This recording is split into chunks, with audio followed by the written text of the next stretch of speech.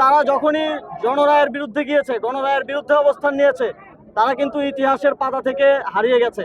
4 তারিখ রাতেও আমরা বলেছি যে এই গণঅভ্যুত্থানের পর সকল গণহত্যার বিচার বাংলাদেশে হবে, তবে সেটা যথাযথ প্রক্রিয়ার মধ্য দিয়ে করার ক্ষেত্রে আমরা বদ্ধপরিকর ছিলাম এবং এখনো আমরা আজকে দাঁড়িয়েও আমরা বিচার চাইছি। আমাদের আহ্বায়ক কথা বলেছেন, আমাদের সদস্য সচিব কথা বলেছেন, মুখ্য সমন্বয়ক কথা বলেছেন, তারা বারবার বলেছেন যে বিচারের বিষয়টিতে আমরা বদ্ধপরিকর এবং বিচার আদায় করার জন্য আমরা কাজ করব, সেটা যে কোনো গণহত্যার ক্ষেত্রে।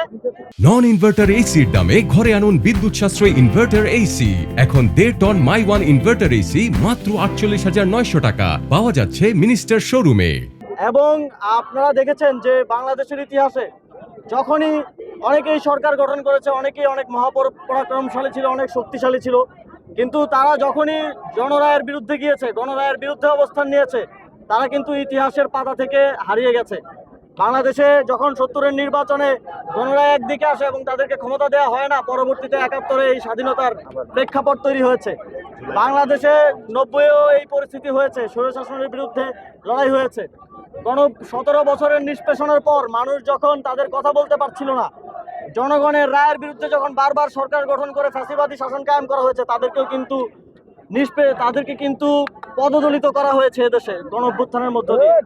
এবারও যেই গণভোটের রায়কে, জুলাই সনদকে চ্যালেঞ্জ করা হচ্ছে, গণরায়কে এক ধরনের ভুলুণ্ঠিত করে এই সরকার সামনের দিকে এগিয়ে চলতে চাইছে।